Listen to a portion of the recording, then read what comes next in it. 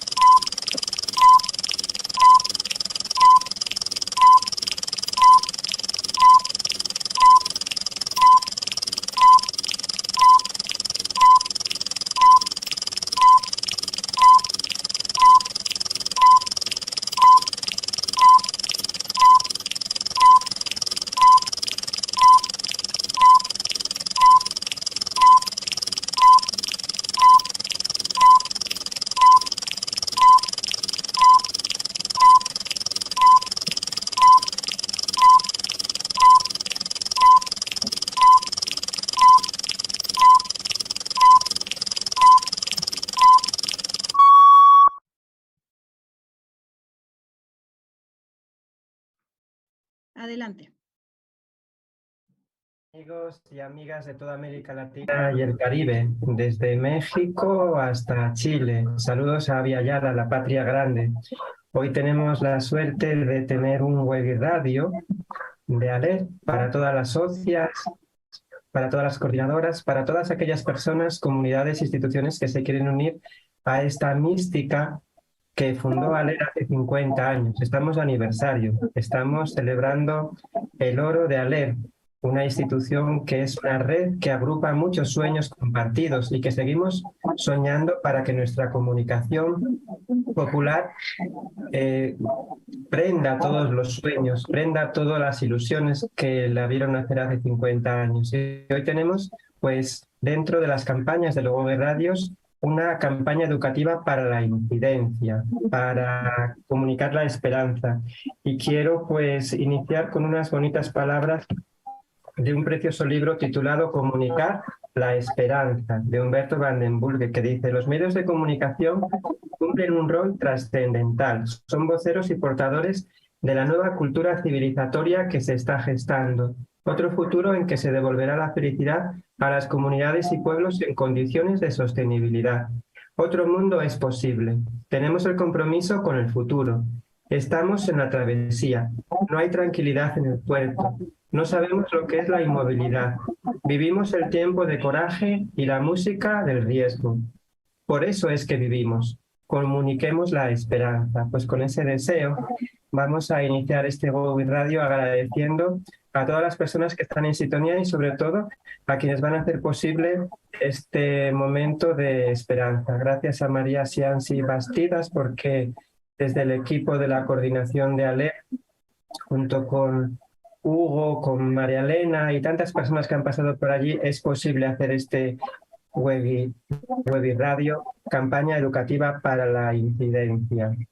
Decirles a todas las personas que Mercy Ayala Claros, desde Honduras, hará la tarea de sistematización. Ella tomará también todas las notas, las preguntas que se hagan, para luego al final hacer todas las preguntas que se quieran manifestar. Invitar a todos y a todas a que se unan a nuestras redes sociales y decirles así, a grosso modo, que contaremos con Inés González desde la Escuela Radiofónica de Bolivia, Herbol, con Jair Sibel de la Confederación de Medios de Publicidad Estatal para las Radios de Argentina, de Edison Alfonso, de Corape, ONU Mujeres, y Lisbeth Zuma, de las Masculinidades en Movimiento de Corape y ONU Mujeres. Pues vamos a comenzar entonces con nuestra primera comunicadora, que es Inés. Ella, pues, yo no sabía, ahora al decir su biografía, voy a empezar por el final, que es cuentista. Yo voy a pedir que nos cuente un cuento en algún momento. Ella es directora ejecutiva de la Educación Radiofónica de Bolivia, formación en filosofía. Ha publicado más de una decena de libros con diversos temas como biografías, asamblea legislativa, marchas indígenas, juventudes migrantes, mujeres sindicalistas, participación política de las mujeres. Y bueno, ella es una columna en Herbol. Tengo la suerte de conocerla y decir que es una persona maravillosa, de la cual doy gracias a Dios por nuestra bella amistad. Inés, solo decirte que solo tienes 10 minutos solamente. A mí me toca pues decirte cuándo son, pero adelante, Inés. Gracias por tu presencia y por esa sonrisa tan bonita y que nos cuentes lo mejor. A vos por la presentación tan magnífica y tan generosa, Miguel. Intentaré hacer breve este cuento. Bueno, es importante poner en contexto lo que estamos haciendo. Bolivia va a cumplir casi ya 200 años de su fundación y todavía enfrentamos problemas de racismo y discriminación en nuestro país. Y este problema de racismo y discriminación lamentablemente es exacerbado por las fuerzas políticas en disputa por el poder, ¿no? Estos discursos polarizantes que están muy de moda además en todo el contexto latinoamericano están impactando en las dinámicas sociales entre bolivianos y bolivianas e impiden definitivamente una convivencia pacífica. Y para nosotros desde Herbol es importante trabajar esto, una convivencia pacífica de respeto mutuo para construir finalmente un país justo y con iguales oportunidades para todos y todas. Es en ese sentido que lo más importante para nosotros es generar primero incidencia dentro de la red. Es importante recordar que Herbol es una asociación de instituciones que hacen educación a través de la comunicación. Entonces, generar procesos de reflexión permanente y fomentar la formación permanente de quienes trabajamos en la red Herbol es importante. Creo que es la primera tarea de incidencia que tenemos que hacer. Y es importante hacerlo permanentemente porque, claro, las generaciones se renuevan, llegan nuevas personas a la red Herbol y es fundamental que se imbuyan del espíritu que tiene esta red. Así es que con este espíritu hemos empezado a encarar un proceso de formación más o menos largo junto a la Universidad Católica Boliviana de quienes hacen la red Aymara y la red Quechua en nuestro país. ¿Y por qué la red Aymara y la red Quechua? Porque estos dos grupos indígenas son los mayoritarios en Bolivia. Entre quechuas y aymaras son más o menos el 50% de la población. El resto son pequeñas poblaciones indígenas, sobre todo de la Amazonía boliviana, tierras bajas les decimos, y bueno, otro pequeño porcentaje de quienes por ahora creo que somos los sin nombre, mestizos se llamaban antes, pero ahora creo que es un tema que también hay que ponerlo sobre la mesa de discusión y de reflexión. Porque a estas alturas de la historia, creo que no hay nadie que sea puro, ¿no? En ningún sentido. Todos estamos mezclados. Entonces, hablaba de aymaras y quechuas como las grandes mayorías étnicas o culturales de Bolivia. Entonces, decidimos con ellos y ellas, porque son importantes portavoces y por lo tanto mensajeros, tendrían que ser mensajeros de un discurso de paz y como comunicadores tendrían que ser puentes de diálogo entre quienes piensan diferente.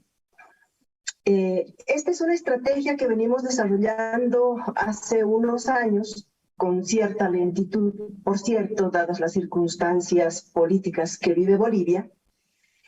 Pero este proceso de reflexión está empezando a rendir frutos, porque después de este proceso de formación, los comunicadores y comunicadoras aymaras y quechuas han empezado a incorporar en su agenda informativa, en su agenda temática, el tema de interculturalidad. El diálogo intercultural es muy importante para nosotros, porque creemos que solo a través del diálogo intercultural, solo a través de este diálogo que nos permite primero escucharnos y a través de escucharnos conocernos, aceptarnos, pero además convivir en paz en los espacios que compartimos, es que vamos a contribuir a resolver el problema del racismo tan profundo en nuestro país.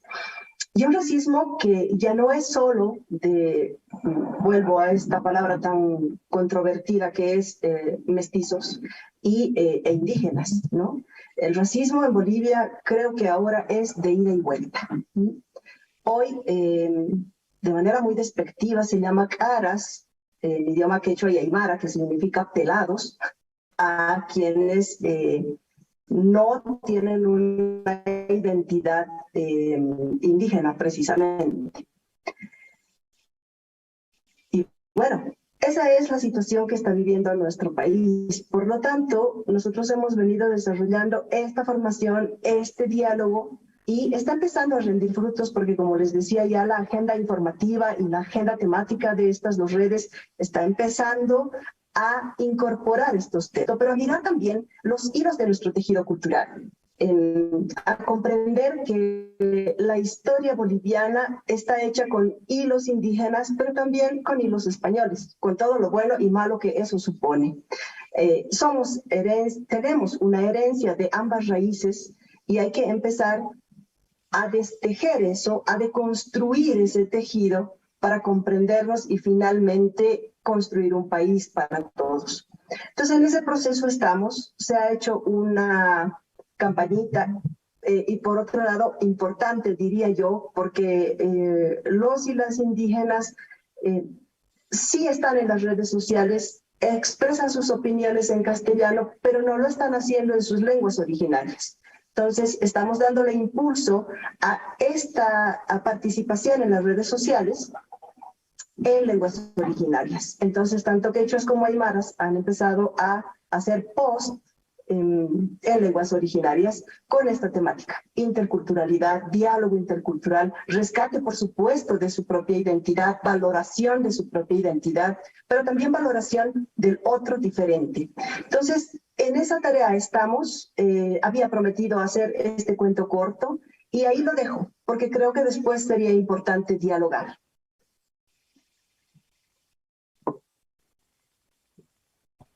Muchas gracias, Inés. Has dicho unas palabras muy bonitas, nacidas del corazón, porque el diálogo es necesario. De un diálogo es que nosotros hemos nacido, de un proyecto de amor. De la escucha es que nace el conocimiento de las personas, de aceptarnos y sobre todo de reconocernos. Y así es como podemos llegar a la paz. Y en estos momentos pues nos recordamos de esa guerra tan cruenta entre Ucrania y Rusia, donde al día de hoy hay amenazas muy fuertes. Pues vamos a pedir también para que exista ese diálogo, para que exista esa aceptación y la convivencia en paz. Muchas gracias, Inés, a todo el equipo del BOL que también trabajan en Bolivia y también que son columna para leer. Pasamos ahora a Yair Sibel. Yair Sibel es periodista en El Grito del Sur, integrante de la Mesa Nacional de la Red de Medios Digitales, de la Confederación de Medios por la Publicidad Estatal para las Radios, en Argentina. Y Yair Sibel nos va a hablar de la iniciativa de los medios comunitarios para la incidencia. El micrófono es tuyo, Yair. Bueno, hola, ¿qué tal? Corrijo la presentación, me arrogaron algo que no sé si existe Miguel Ángel. Yo soy Yair Sibel, soy periodista del Grito del Sur, también pertenezco a la Red de Medios Digitales, que es una red de 70 medios digitales populares de toda la Argentina, y somos parte de la Confederación de Medios Comunitarios y Cooperativos. Cuento un poco cuál es nuestra tarea. Nosotros lo que venimos haciendo es desarrollando medios populares en formato digital. Somos medios nativos digitales, que lo que entendemos es que los soportes han ido cambiando a lo largo del tiempo y que ahora tenemos una tarea fundamental, que es ir a disputar los sentidos que circulan en Internet. El trasfondo de nuestra lectura es que hoy en día es fácil fundar un medio de comunicación. Lo que es difícil es sostenerlo en el tiempo. Y por eso el eje de nuestra práctica tiene que ver con la sustentabilidad, con la capacidad de generar discusiones sobre el financiamiento de nuestros medios. ¿Cómo hacemos hoy en día para que los medios que existen, que son populares, que intentan disputar agenda, que tienen pretensiones hegemónicas, puedan tener algún tipo de proyección a largo y mediano plazo y que no sean simplemente iniciativas militantes, sino que puedan ser, además de iniciativas militantes, espacio de trabajo? Nosotros creemos que es fundamental dar ese salto. Si bien todos somos militantes y nuestra tarea es eminentemente militante, creemos que ahora tenemos que empezar a generar trabajo, generar salario a partir de nuestras iniciativas comunicacionales, porque es la única forma de ir a disputar con los grandes monstruos de la comunicación, porque necesitamos que nuestros compañeros tengan un ingreso rentado, digno, como cualquier trabajador de la comunicación, pero en medios populares.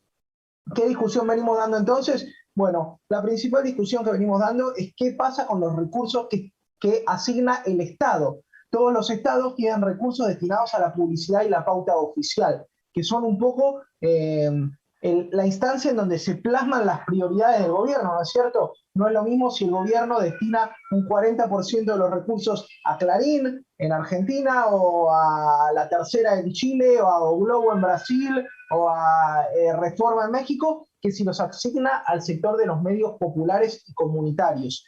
Nosotros lo que venimos haciendo, y creo que era por eso la confusión en la presentación, es una campaña para la democratización de la asignación de pauta oficial.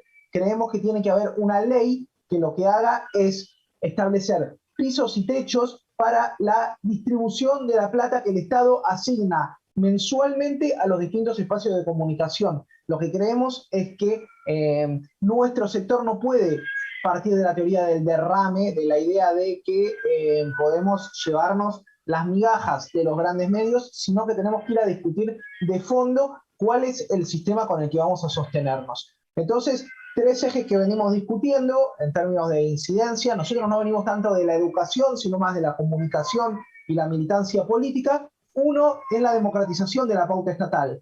El otro tiene que ver con que han cambiado los esquemas de lucha adentro de la comunicación.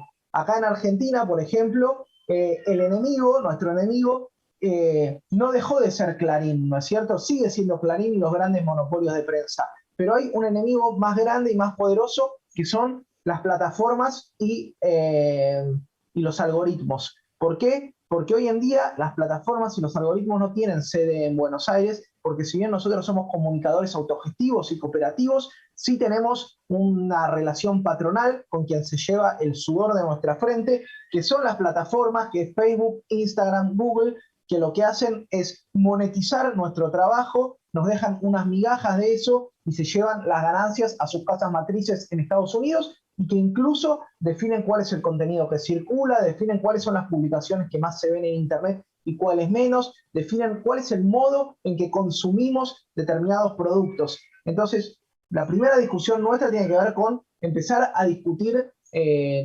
financiamiento para nuestros medios. No podemos darnos el lujo de no hablar de plata, no podemos darnos el lujo de seguir pensando que el capital contamina, o que si vamos a hablar de dinero vamos a mercantilizar nuestros proyectos. Al revés, si queremos proyectos que trasciendan el tiempo, estamos obligados a hablar de dinero y de cómo nos financiamos. Lo segundo es que tenemos un nuevo adversario, un nuevo enemigo, que son las grandes plataformas, y que tenemos que impulsar que los estados regulen esas plataformas, que los estados impulsen legislación en donde se controla qué cosas circulan en Internet, y que se les cobre una tasa, un impuesto a estas plataformas que vaya para el sector de los medios populares. Y lo tercero que queremos poner en discusión es la idea de empezar a pensar la cooperativización de nuestro sector. Nosotros militamos para que las iniciativas de comunicación dejen de ser espacios simples de encuentro entre compañeros, amigues o militantes,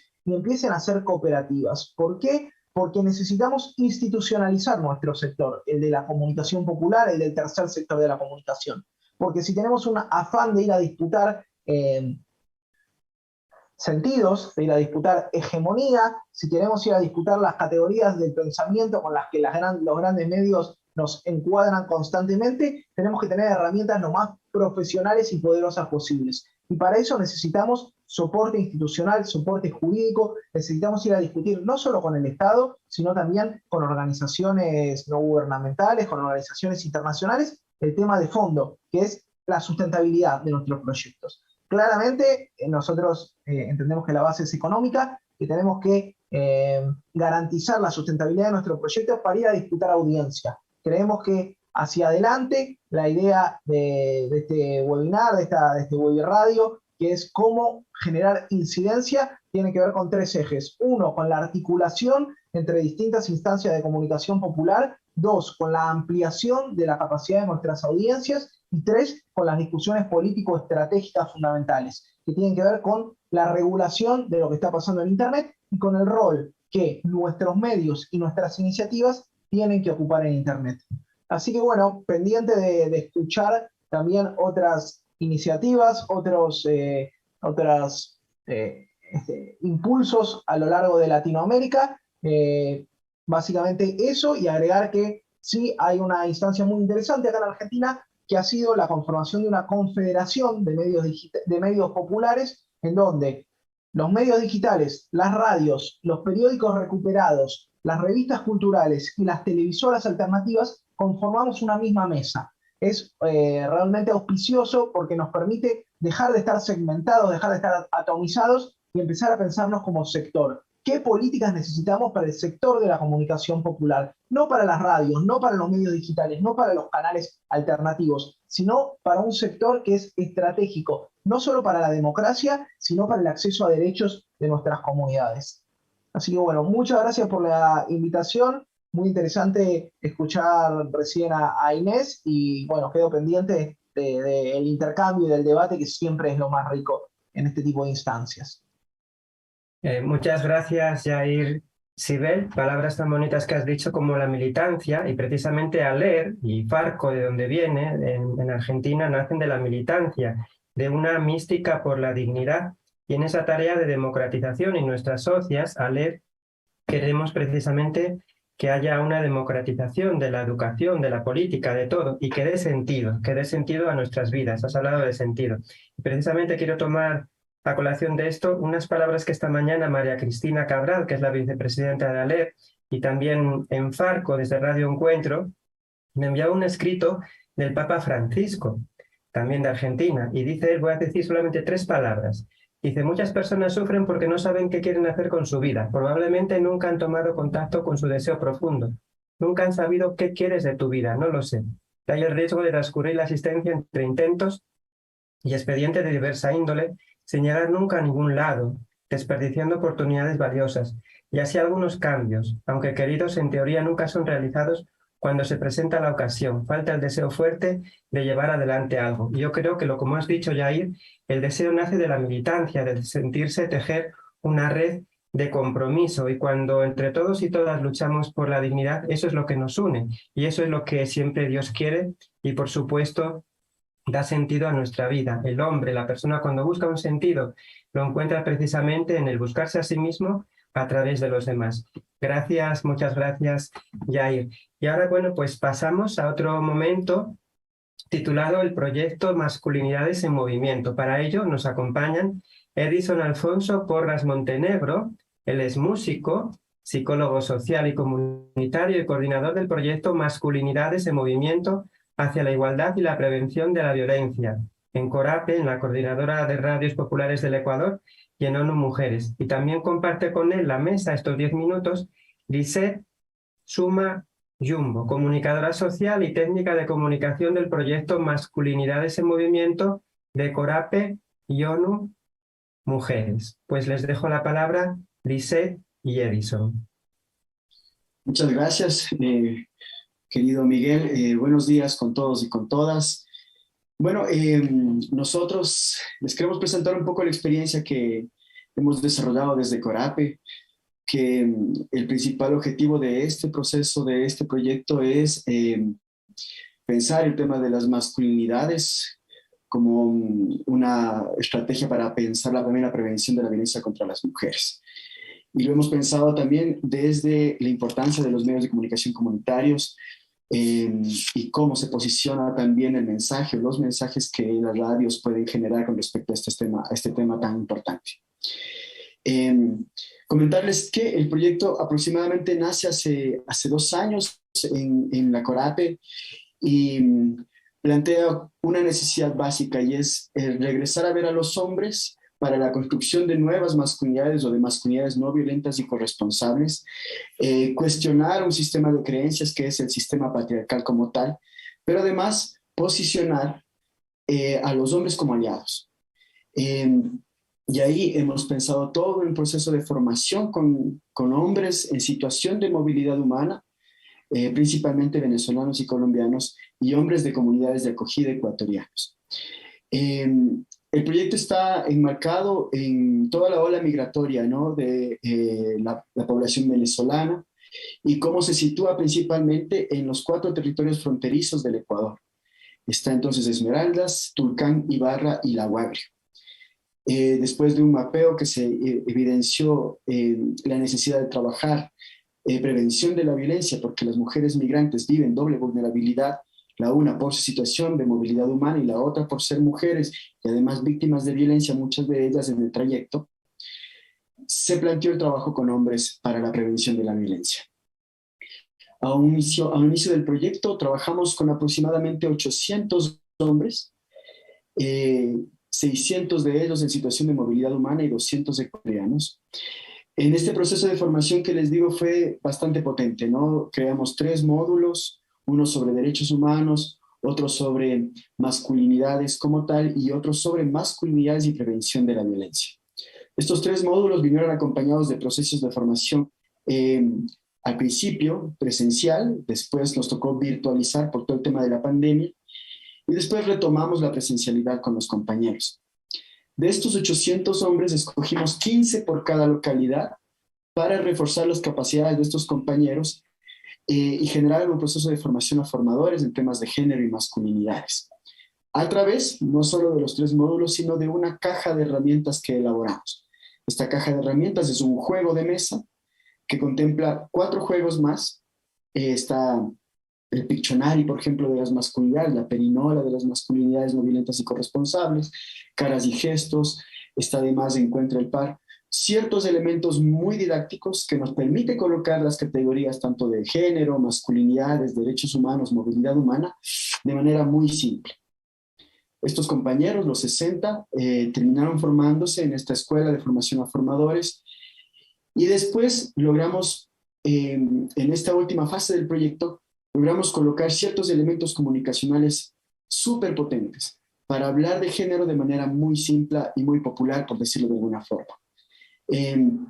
Y ahí elaboramos, como les digo, herramientas que hoy por hoy están siendo utilizadas en las redes sociales actuales, ¿no?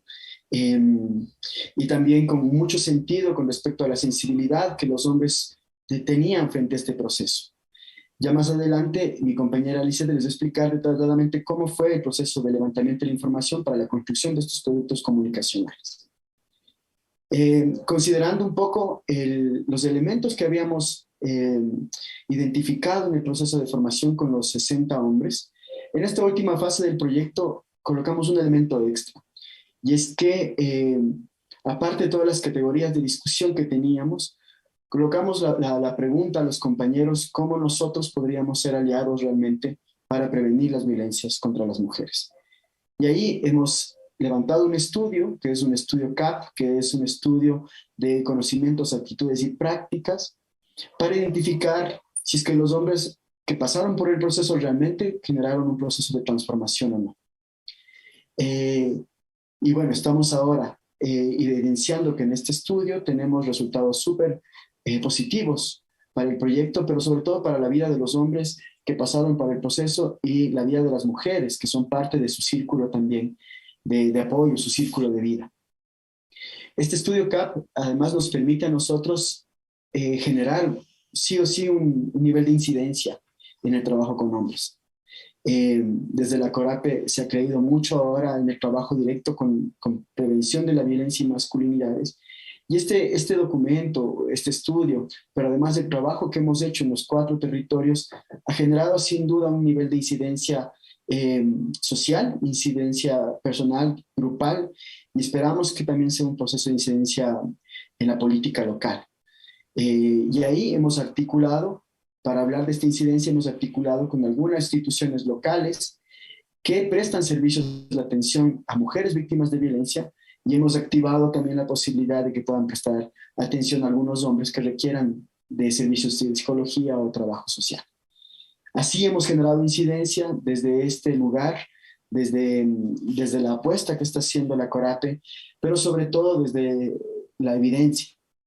No podemos nosotros lanzar nomás un proceso de formación sin verificar que este esté funcionando y sin ver cómo la evidencia en los hombres está mejorando su calidad de vida, y tanto también de las mujeres que son parte, como les digo. En este momento quisiera pasarle la palabra a mi compañera Lisette para que nos comente un poco cuál fue el abordaje comunicacional que tuvo el proyecto. Gracias, Eddie, gracias, compañeras, compañeros, y a quienes nos están escuchando. Bueno, todos estos resultados, toda esta incidencia que justamente Edison nos acaba de describir brevemente, es necesario visibilizar. Y desde la CORAPE creemos justamente en la comunicación como un eje transversal en cualquier iniciativa que se desarrolle.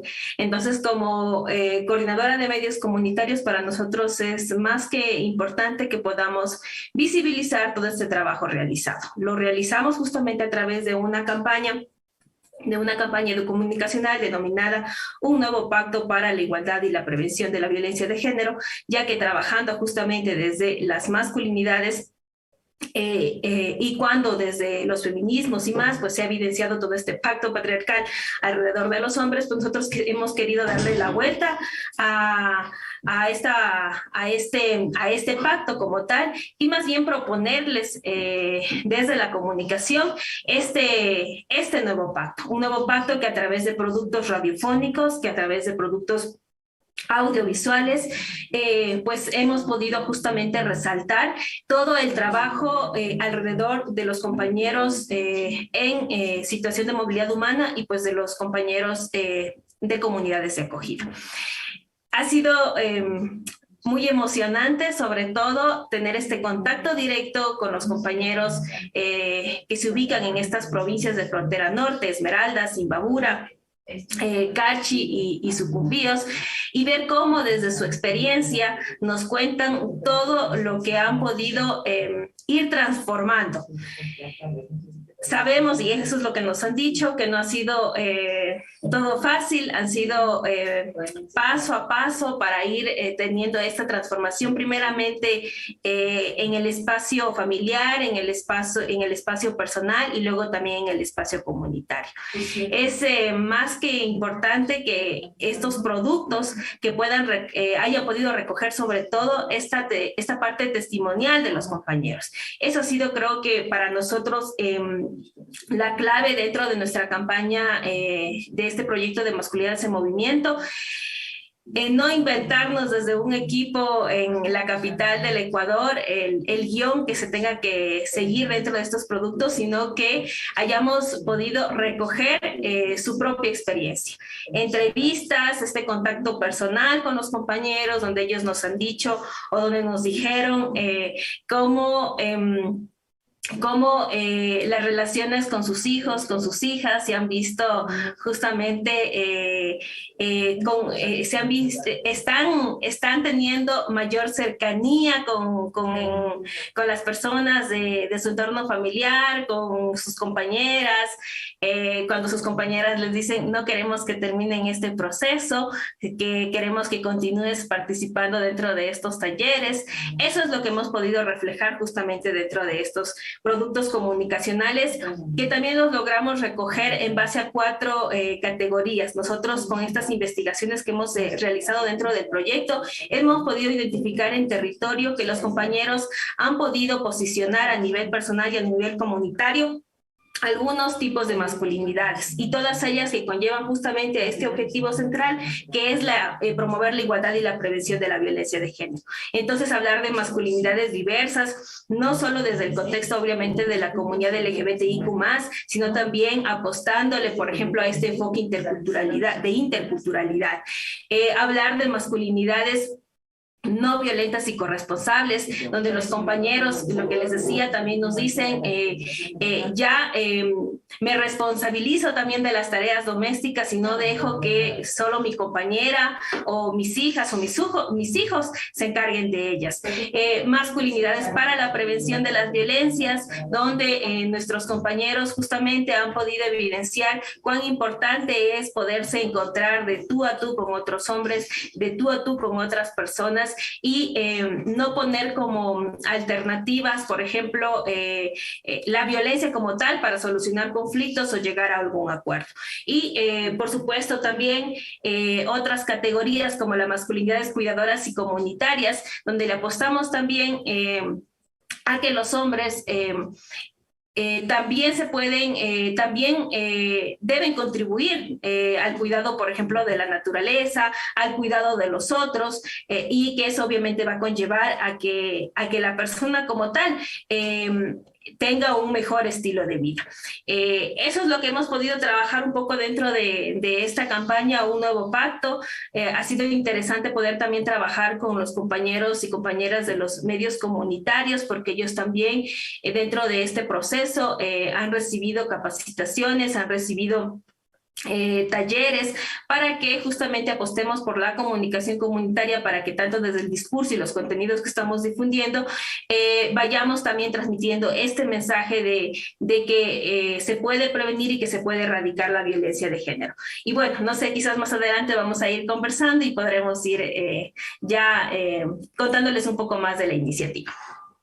Muchas gracias, Lisette. Muchas gracias, Edison. Muchas felicidades por todo el trabajo que están haciendo de prevención de toda la violencia contra las mujeres. Desde aquí, de República Dominicana, les enviamos el espíritu de las mariposas, de las hermanas Mirabal, que son precisamente las que fueron asesinadas hace más de 50 años por el tirano, y que de ahí nació ese espíritu de lucha contra la violencia, ese espíritu de lucha por la convivencia, para que pues siga presente en todo el mundo y que no haya violencia de nadie contra nadie, que ni siquiera se atreva nadie a mirar por encima del hombro de otra persona.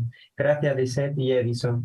Y ahora pues le doy el turno a Mercy Ayala Claros. Ella es del equipo de ERIC de Radio Progreso, quien ha estado tomando todas las notas, es quien está sistematizando preguntas y comentarios. Ella, desde su saber, es socióloga e investigadora en el equipo de ERIC Radio Progreso en Honduras, maestrante en Ciencias Sociales, Estudios Urbanos y Migraciones Internacionales, pero sobre todo, más que estos conocimientos, es la mística que tiene al estar en Radio Progreso, una emisora columna de Aleph que lucha por la dignidad, que lucha para que el buen vivir sea instalado no solo en Honduras, sino también en toda América Latina y el Caribe. Adelante, Mercy Ayala, muchas gracias.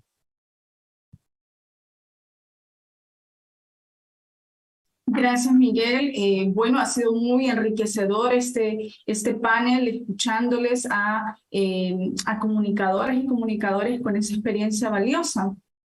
Ya Inés González nos hablaba pues de esos problemas de racismo y discriminación que existen y la importancia de trabajar en red y tener esos diálogos interculturales para escucharnos y conocernos. También Jair, desde la iniciativa de medios comunitarios, nos abordaba cómo su experiencia desde Argentina del desafío que implica montar un medio de comunicación, pero sobre todo sostenerlo en el tiempo y con diversas estrategias que permitan un trabajo también con dignidad y que implica la democratización de la pauta publicitaria y de otras medidas importantes de cooperación. Y finalmente, Edison y también, bueno, la compañera nuestra, Lisette, desde Ecuador, desde la Coordinadora de Medios Comunitarios Populares y Educativos, abordaban lo valioso de cuestionar, que los medios de comunicación popular cuestionen el sistema de creencias de un sistema patriarcal y que se vaya abordando desde esas masculinidades, ¿no? Como una estrategia de prevención de violencia. Les cuento que nos envían saludos desde Costa Rica, desde la Patagonia Argentina, desde Ecuador, en la provincia de Bolívar, también desde República Dominicana, Argentina, Venezuela, Guatemala y Colombia. Son varias preguntas, así que estén atentas y atentos para poder dar respuesta a estas personas que inquietas y interesadas pues, han compartido esas valoraciones. Para Inés, ¿cómo se vincula el racismo con la violencia en Bolivia? Y si pudieras tener una anécdota concreta de diálogo que puedas contar de tu experiencia en Herbol. Y bueno, para Yair también hay algunas inquietudes que tienen que ver cómo involucran las audiencias en las demandas de publicidad ante el Estado. ¿Cuál es el papel ahí de la audiencia? Y también, alguna experiencia que quisieras resaltar de economía solidaria que haya posibilitado la sostenibilidad de medios comunitarios como una experiencia a seguir. También para el equipo de la Coordinadora de Medios Comunitarios hay dos inquietudes. ¿Cómo miden la incidencia en la opinión pública sobre los cambios no violentos en las masculinidades? Y también compartir de la experiencia del proyecto, en qué medida ustedes han ido incorporando los enfoques de lenguaje inclusivo e interseccionalidad en la construcción de discursos mediáticos. Grandes desafíos. Una más, y esta va para todo las ponentes y ponentes. ¿Cómo entienden la incidencia como proyectos de comunicación y educación desde sus experiencias? Pues hasta aquí algunas inquietudes y siguen en redes sociales enviando saludos, éxitos y excelentes trabajos de comunicación. Así que mucho ánimo.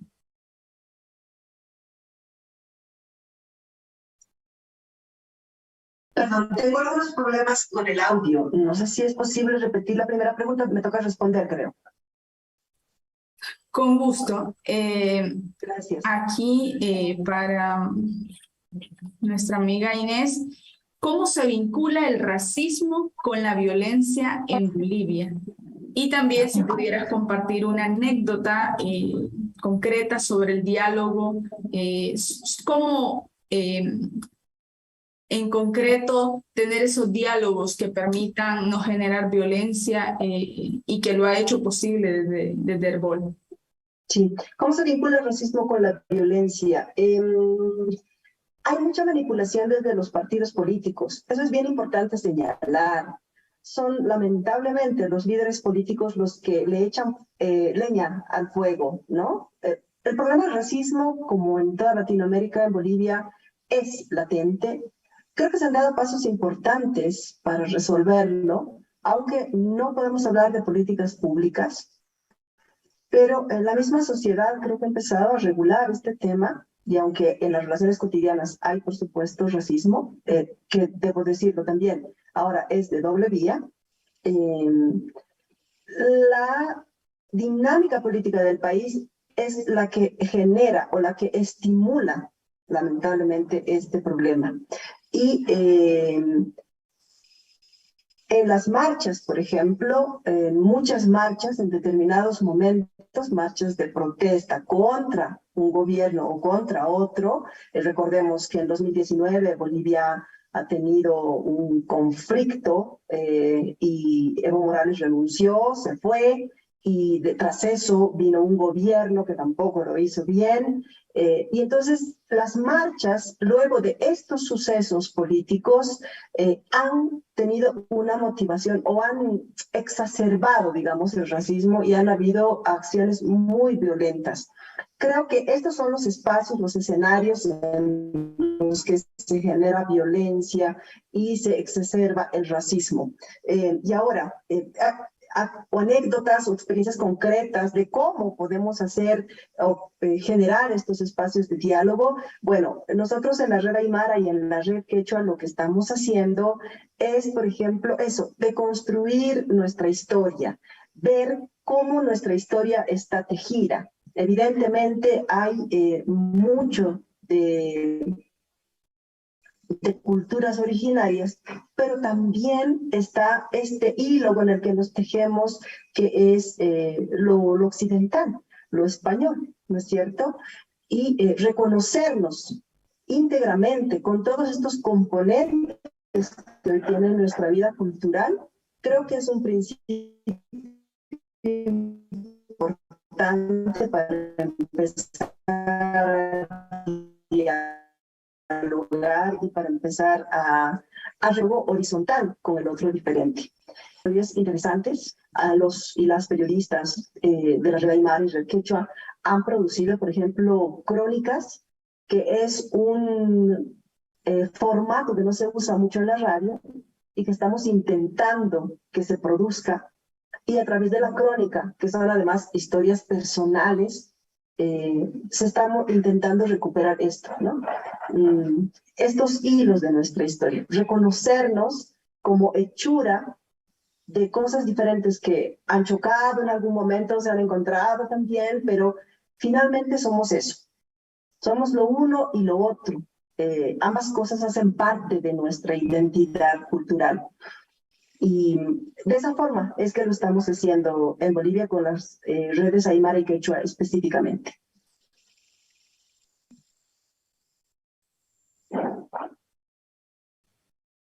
Muchas gracias, Inés, por ese compartir.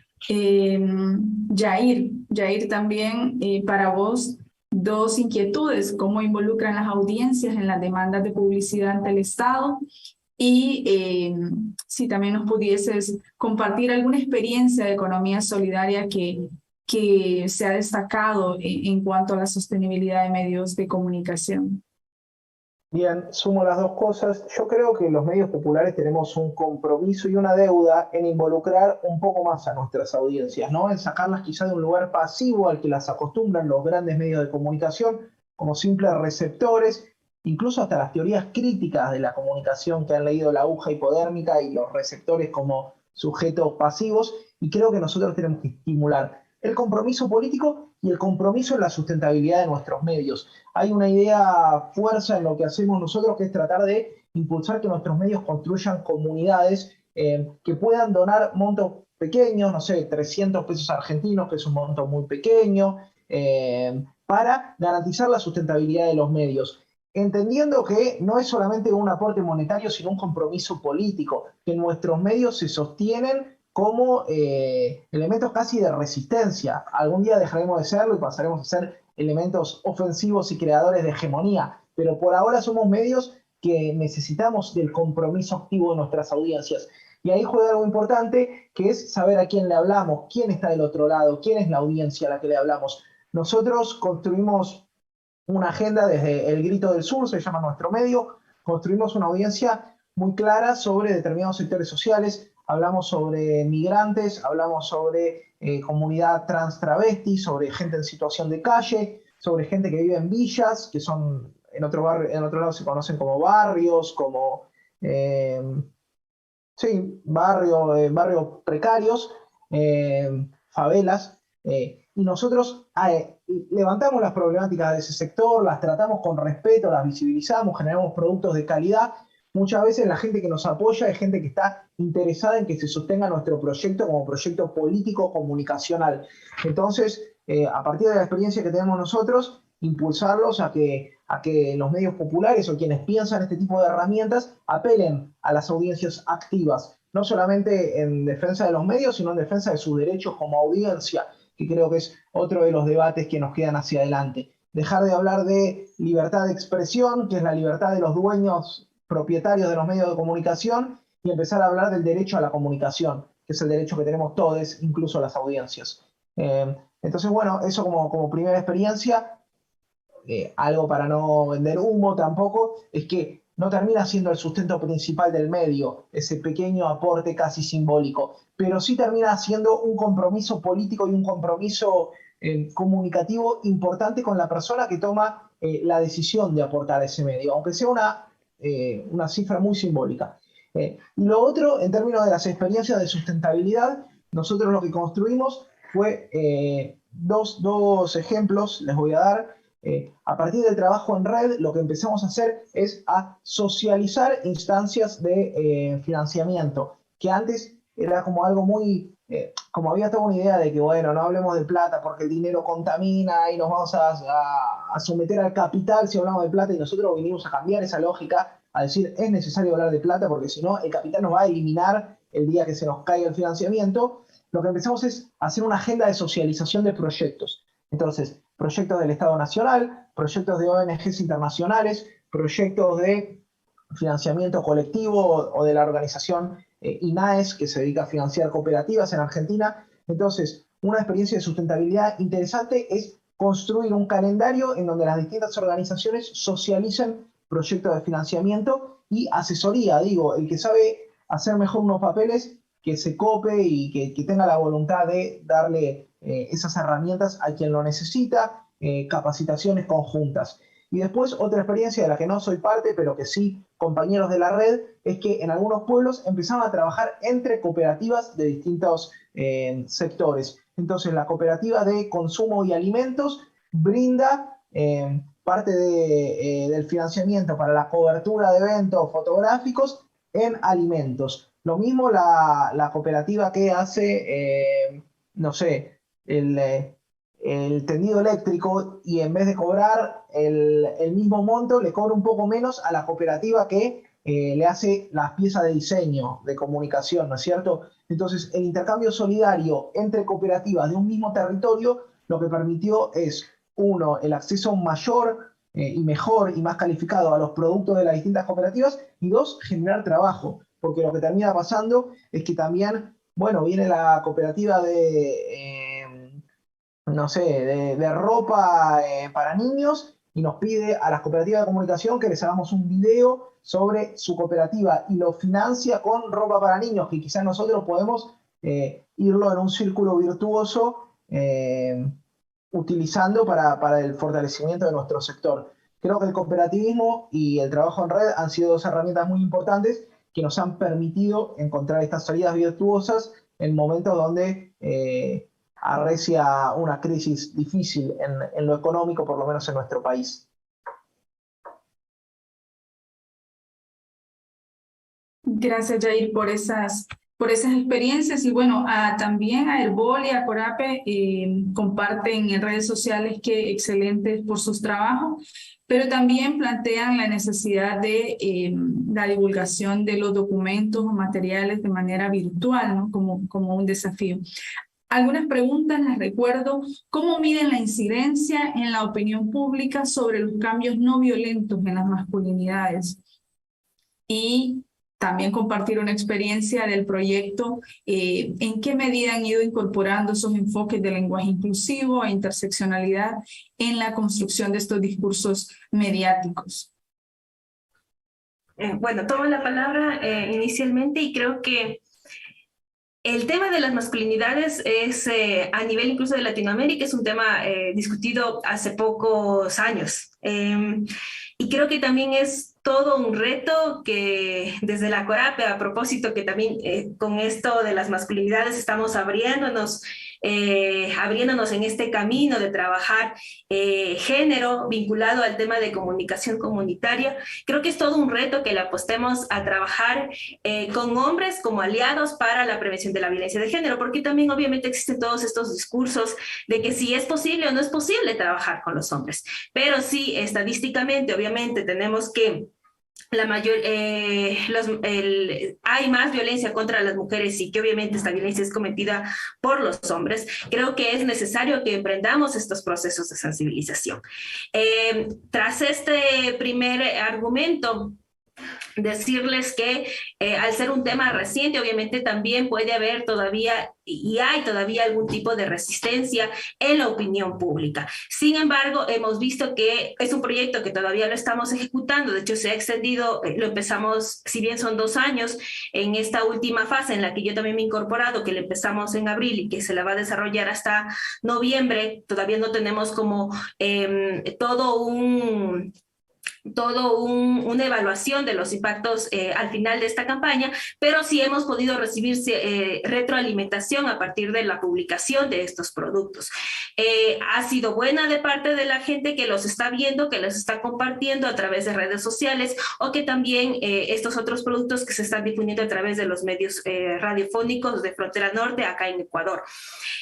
Decirles también, y a propósito del comentario de Mercy, antes de darme paso, que en nuestro caso, a través de nuestra página web de Corape, tenemos publicados para que cualquier persona pueda acceder a estos recursos, tanto desde las cuñas, desde un programa radial seriado que sacamos, desde los productos audiovisuales, los módulos que bien nos explicaba Edison, y que en esta última fase incluso pudimos trabajar un módulo de comunicación comunitaria, género y masculinidades, para que también quienes estamos involucrados en los medios comunitarios, desde nuestros contextos, porque también los medios comunitarios vivimos otra realidad muy distinta a los medios privados, a los medios públicos, o sobre todo a los grandes medios públicos y a los medios a los medios privados, perdón. Entonces también es necesario primero centrarnos un poco, no un poco, sino centrarnos dentro de las realidades que nos atraviesan como medios comunitarios,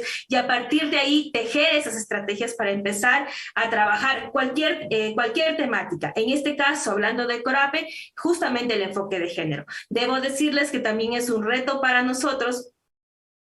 Primero, llegar a ser conscientes de que que la comunicación también es otra institución que a diario está socializando roles, patrones culturales y estereotipos de género. Estamos en ese trabajo tanto al interno de Corape, con nuestros 39 medios comunitarios, para desde ahí tejer nuestras propias estrategias, porque no podemos decir que, como les decía, que como medios comunitarios nos debemos a las mismas situaciones que les atraviesa el medio privado, sino que también desde nuestras propias realidades tenemos que ir viendo cuáles van a ser, cuáles son los pasos que tenemos que dar. Estamos en ese caminar, lo hemos empezado, y estamos conscientes de que debemos continuar. Nosotros hemos trabajado desde hace 30 años de historia de Corape, los enfoques comunitarios, el enfoque interseccional, abordando desde el tema de la etnia, abordando desde la movilidad humana, desde lo comunitario, como les decía, pero el género ha sido algo que no lo hemos estado trabajando. Y es que hace poco hemos implementado como esta línea de trabajo, y le estamos empezando a reflexionar, y como les decía, desde ahí empezar a tejer ya estas propuestas y más, para llegar finalmente a conseguir un enfoque de género que transversalice todo el accionar de la Corape. Como Corape somos 39 medios que también pertenecemos a distintas organizaciones, organizaciones evangélicas, religiosas, católicas, organizaciones campesinas de pueblos y nacionalidades. Entonces es tanta la diversidad que tenemos que no podemos decir que con que con, digamos, 10 pasos que nos propongamos, con esos 10 pasos vamos a llegar a trabajar o a transversalizar el enfoque de género con todos nuestros medios. Sería mentirnos. Entonces, para eso es que hemos empezado también a hacer este trabajo. Y si estadísticamente tenemos que no solo en los medios privados o en los medios públicos tenemos mayor presencia de hombres, sino que también en estos evaluaciones que hemos hecho al interno de la Corape, tenemos justamente en nuestros medios comunitarios la mayor presencia de hombres. Estamos viendo como una apuesta, en verdad, trabajar el enfoque de género y comunicación comunitaria desde la perspectiva de masculinidades, porque creemos que puede ser, con los resultados conseguidos, con los compañeros que hemos estado trabajando a lo largo de este tiempo, creemos que podemos llegar también a sensibilizar a esta mayor presencia de hombres comunicadores dentro de nuestras radios, para desde ahí también poder, como les decía, tener una transformación en nuestros contenidos y discursos. Eso, compañeros, no sé si Edison quiere aportar algo más. No, súper bien, me parece. Muchas gracias.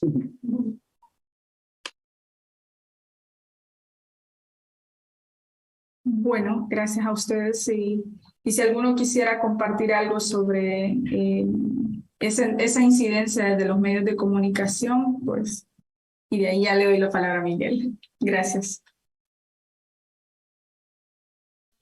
Gracias, Mercy, de Radio Progreso en Honduras, por esta sistematización tan bonita y por dar turno a las preguntas. Todos y todas coinciden en ese hilo que se está tejiendo en esta red, porque es necesario, como dice Humberto Van den Bulck en este libro de Aler, comunicar la esperanza, construir un mundo sostenible y andar por el camino del buen vivir, del buen convivir, un mundo bordeado de experiencias coloridas, diversas, impregnadas de ética, reciprocidad, complementariedad, colaboración y amor a la vida. Los medios de comunicación populares forman parte de ese caminar, acompañando, vinculando, narrando, divulgando y alentando. Y precisamente en ese aliento que ustedes nos dan, quiero pedirles una frase final de cada uno de ustedes, un mensaje, una palabra de esperanza. Adelante, los micrófonos son suyos.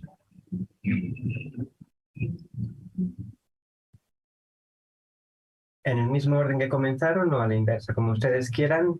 Inés, Jair, Edison o Lisette. O a coro, todos juntos, no sé.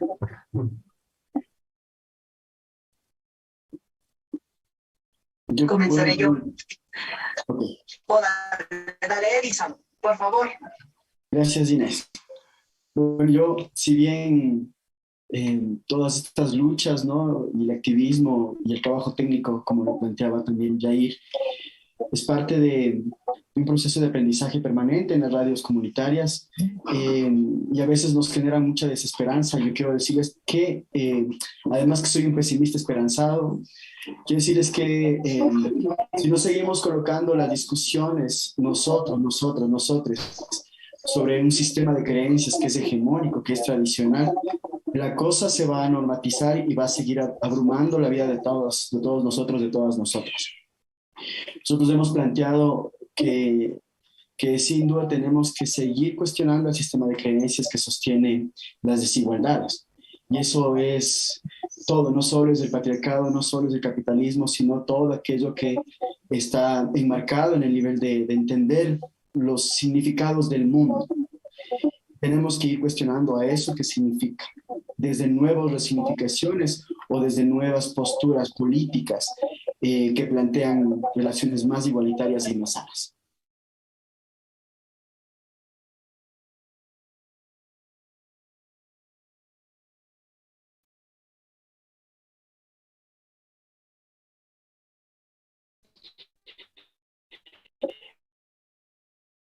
Animar a seguir en la lucha, compañeros y compañeras.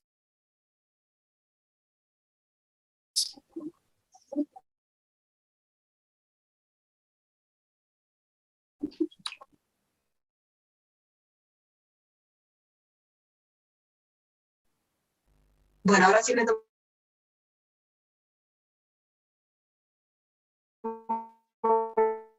la palabra. Yo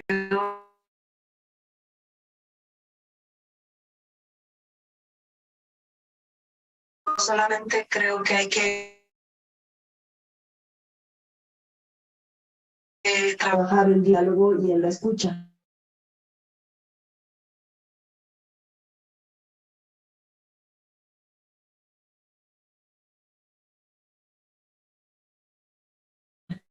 La comunicación tal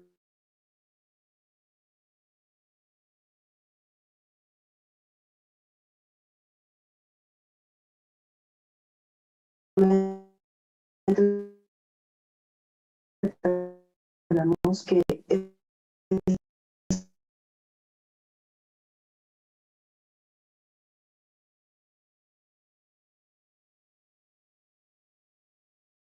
escuchar.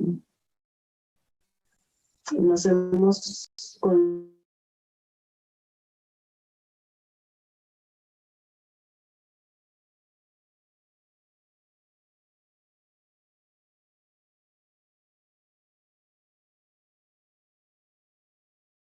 y probablemente no estamos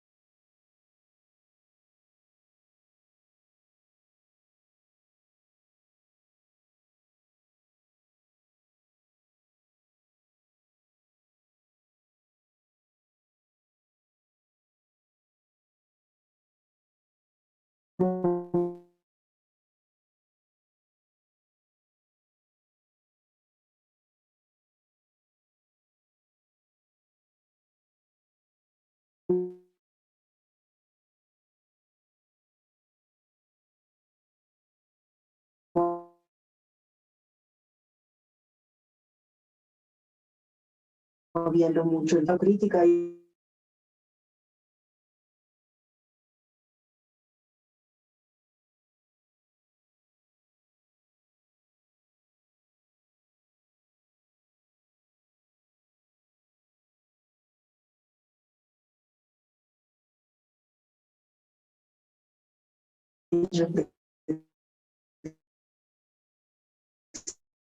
reflexiva que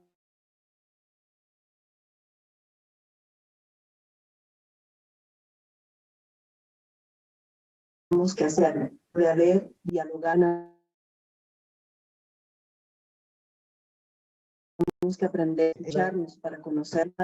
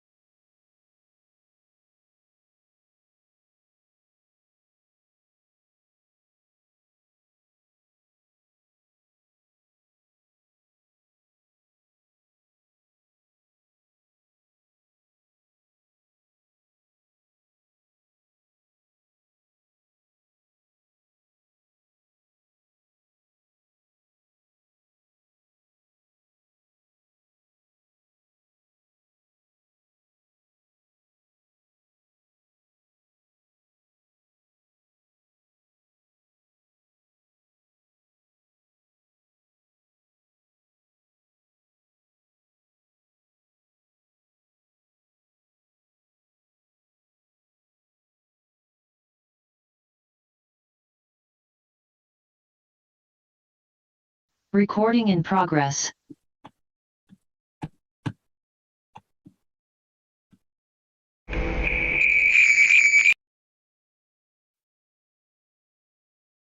Hugo, ¿nos confirmas? ¿Ya salimos al aire? Tuvimos una dificultad al final. Chao, Edison, muchas gracias. Chao, Lisette. Chao, Inés. Adiós. Adiós. Ya estamos fuera del aire.